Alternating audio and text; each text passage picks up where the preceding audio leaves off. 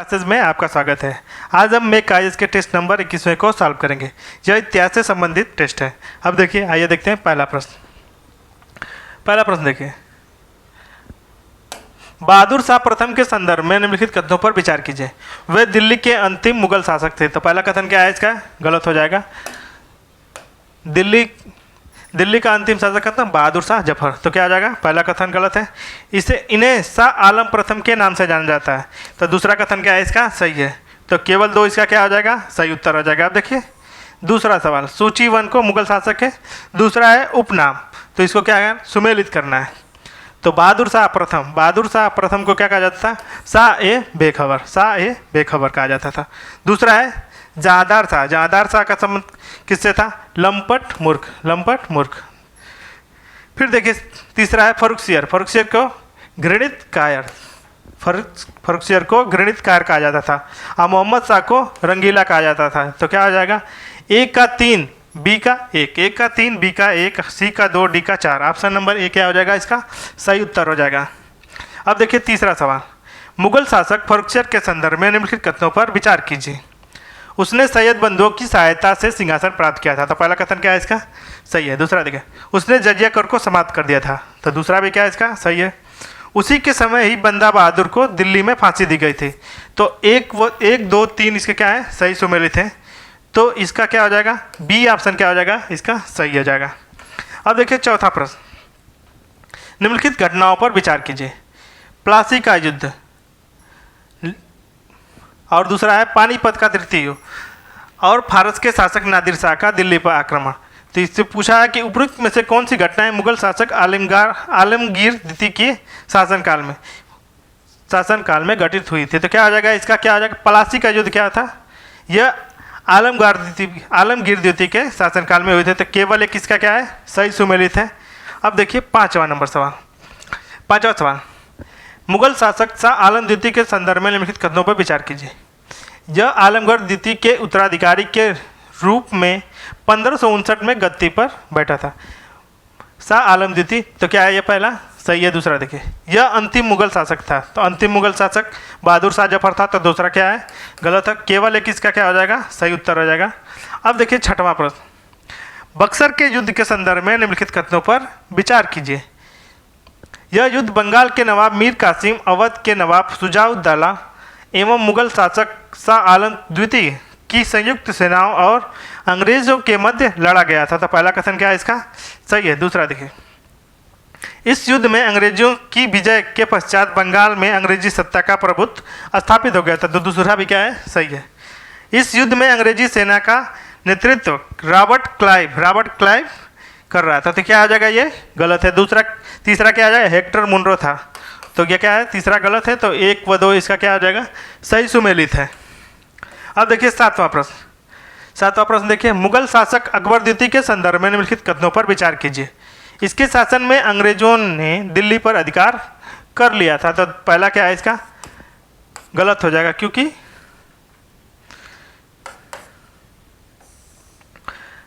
अंग्रेजों पर पूरा अधिकार कब करेगा? 1858 में।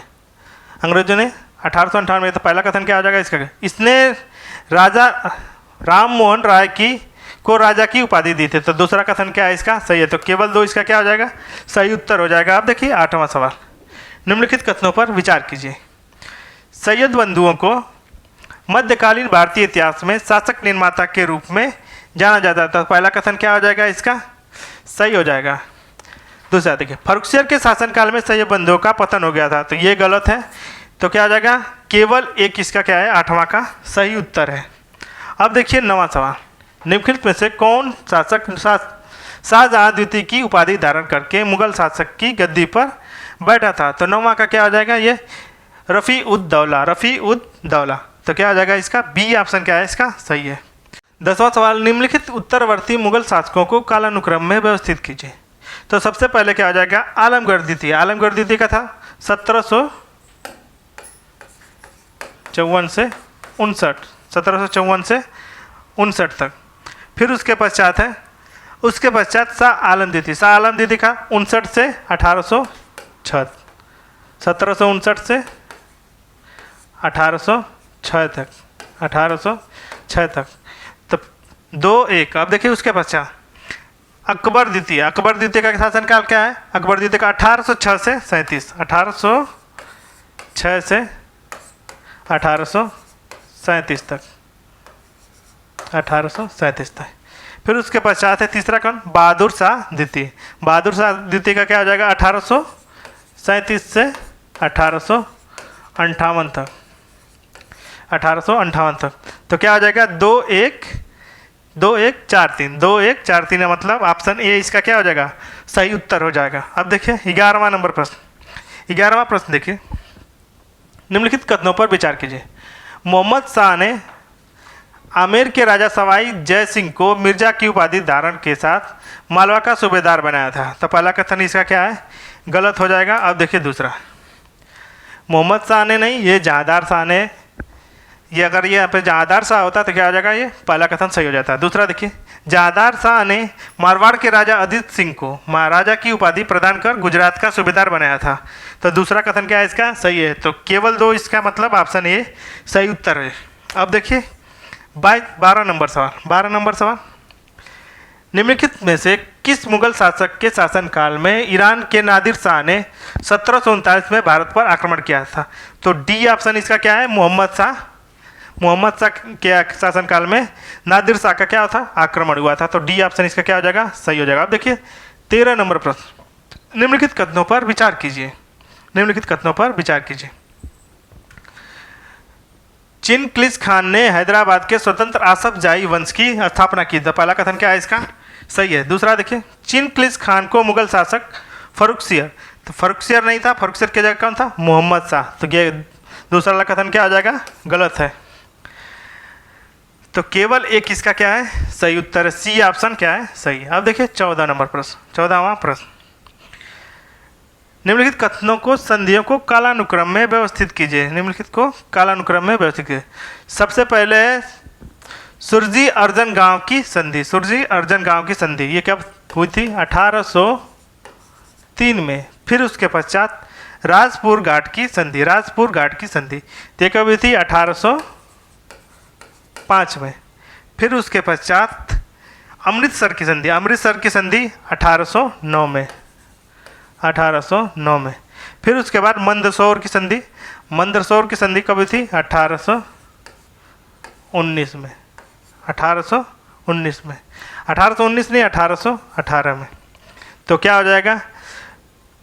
3 मतलब 1, 3 और 2, 4। 1, 3, 2, 4 मतलब 1, 3, 2, 4 मतलब बी ऑप्शन क्या हो जाएगा? इसका सही उत्तर हो जाएगा। अब देखिए 15वां सवाल, मराठा पेशवा बाजीराव प्रथम के संदर्भ में निम्नलिखित कथनों पर विचार कीजिए। इन्हें मराठा साम्राज्य का द्वितीय संस्थापक माना जाता है। तो पहला क्या? ये क्या हो जाएगा? बालाजी विश्वनाथ को माना जाता है। तो पहला क्या है? गलत है। दूसरा देखिए, उसने मराठा साम्राज्य के विस्तार के लिए उत्तर दिशा में आगे बढ़ने की नीति का सूत्रपात किया था। तो दूसरा कथन क्या है? इसका सही है। तो केवल 2 इसका क्या हो जाएगा? सही हो जाएगा। 15 का 2 ऑप्शन। अब देखिए 16वां प्रश्न, छत्रपति शिवाजी के निम्नलिखित उत्तराधिकारियों को कालानुक्रम में व्यवस्थित कीजिए। तो सबसे पहले संभाजी, फिर उसके बाद राजाराम, फिर तीसरे पे है शिवाजी द्वितीय तथा ताराबाई, फिर चौथा है साहू जी। तो क्या है? चारों क्या है? क्रम वाइज है। तो क्या हो जाएगा? 1, 2, 3 व 4 इसके क्या है? सही सुमेलित है। तो डी ऑप्शन क्या हो जाएगा? इसका सही हो जाएगा। अब देखिए 17 नंबर सवाल,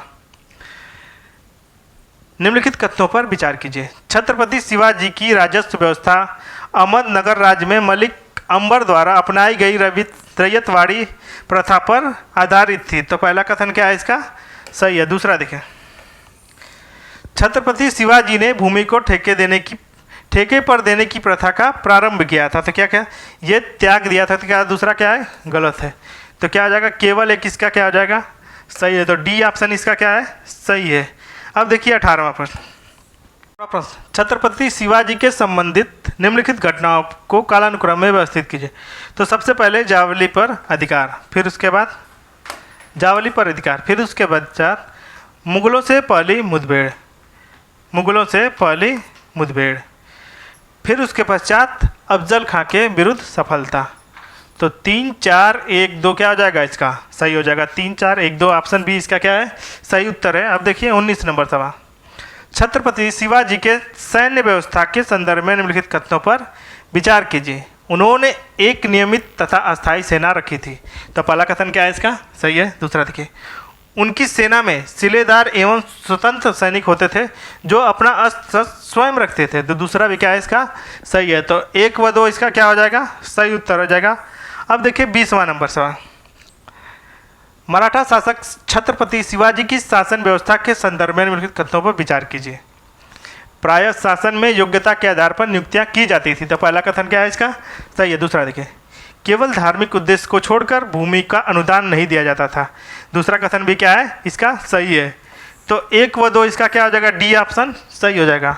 अब देखिए 21वां नंबर पर, एक तरफ मराठा कालीन अष्टप्रधान के सदस्य हैं, दूसरी तरफ क्या है? उनकी विशेषताएं। मतलब अब देखिए इनको क्या करना है? सुमेलित करना है।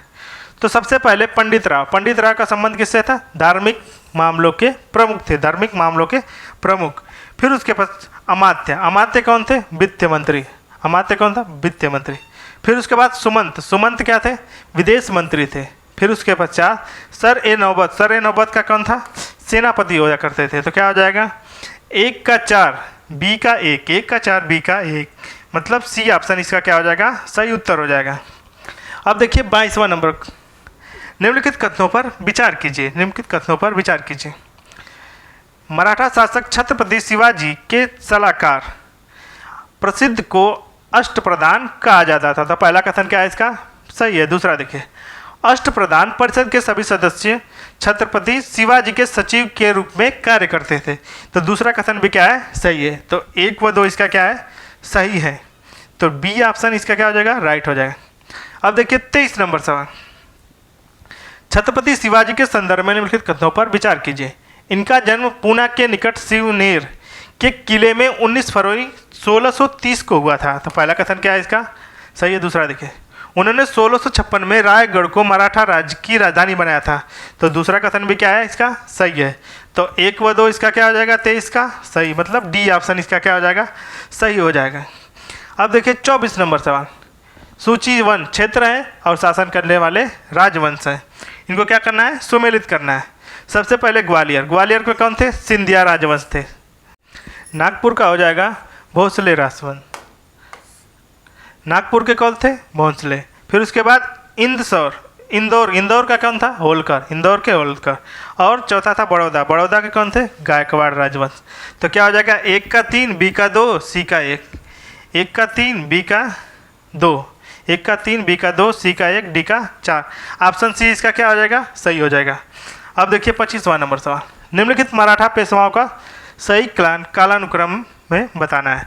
तो 25वां का सबसे पहले कौन हो जाएगा? बालाजी विश्वनाथ। सबसे पहले बालाजी विश्वनाथ, फिर उसके पश्चात बाजीराव, 2 के बाद 4, फिर उसके पश्चात नारायण राव, फिर उसके पश्चात बाजीराव द्वितीय।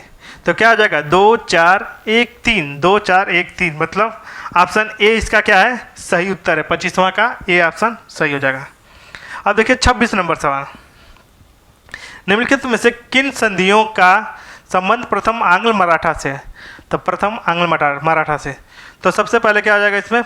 पुरंदर की संधि का संबंध आंग्ल मराठा से है। फिर उसके पश्चात बड़गांव की संधि। तो 1 व 3 इसके क्या है? सही है। तो क्या आ जाएगा?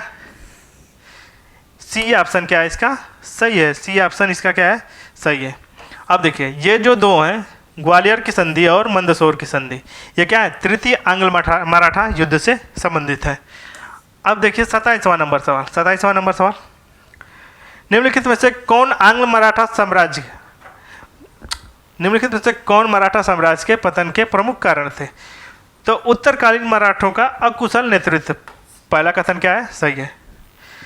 सैन्य प्रणाली की आधुनिकता का अभाव, क्या है? दूसरा भी सही है। तीसरा देखिए मराठा की अपर्याप्त नौसेना, तीसरा भी सही है। चौथा देखिए मराठा सरदारों की आपसी झगड़े हुआ करते थे, तो क्या है? चौथा भी सही है। तो 1 2 3 4 क्या है?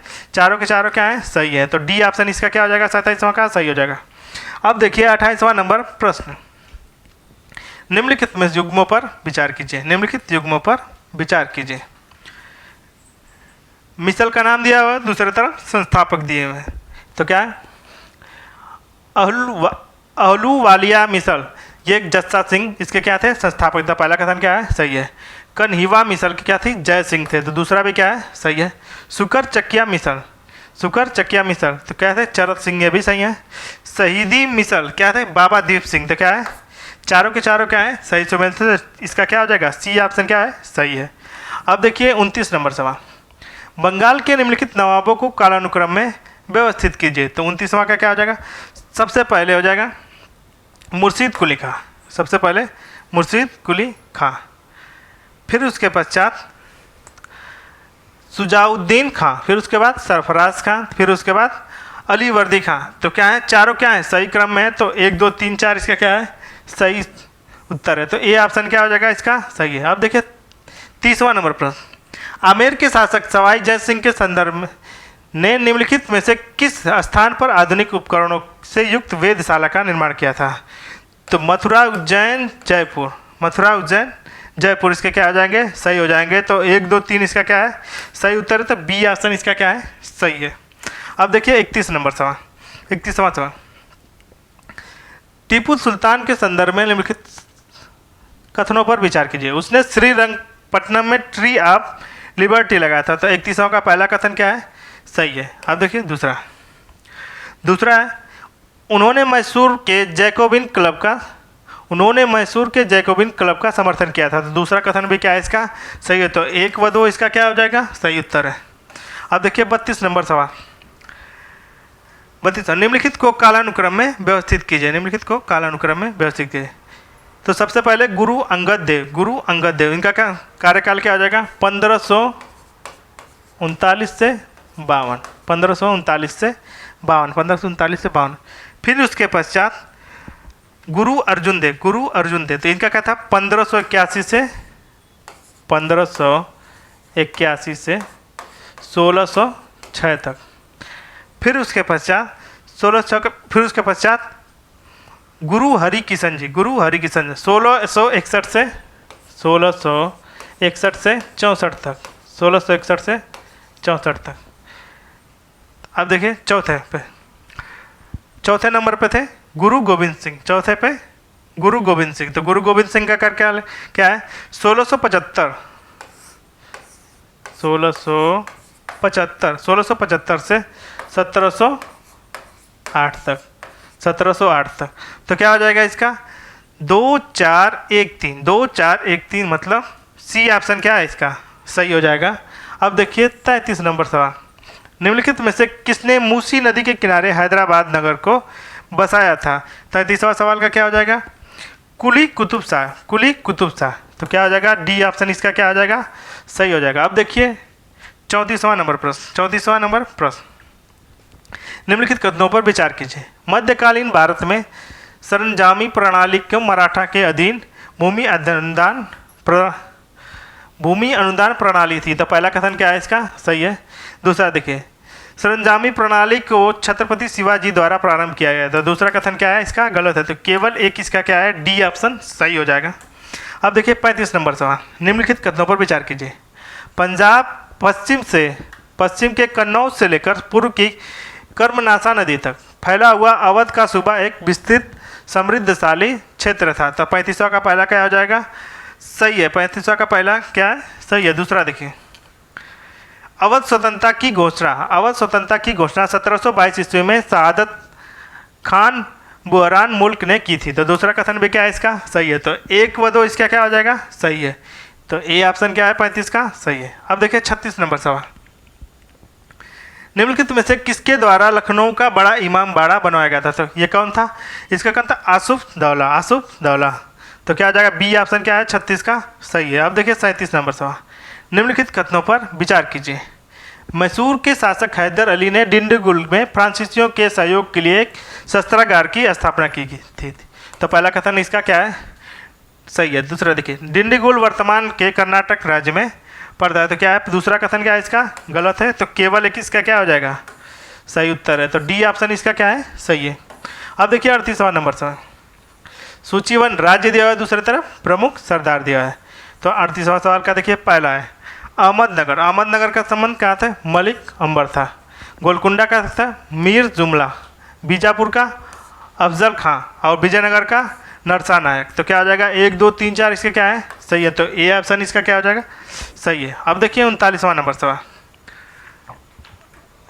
स्वतंत्र अवध प्रांत के निम्नलिखित नवाबों को कालानुक्रम में व्यवस्थित कीजिए।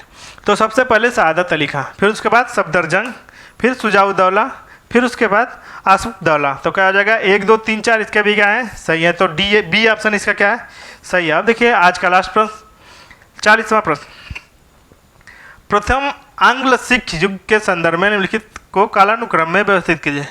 तो सबसे पहले मुदकी का युद्ध, सबसे पहले मुदकी का युद्ध, फिर उसके पश्चात फिरोज शाह का युद्ध, तो 2 4, फिर उसके पश्चात आलीवाली का युद्ध, आलीवाल का युद्ध, फिर उसके बाद सुबराव का युद्ध, सुबराव का युद्ध। तो क्या आ जाएगा 2 4 1 3, 2 4 1 3। ऑप्शन इसका क्या आ जाएगा सी इसका क्या है सही उत्तर है।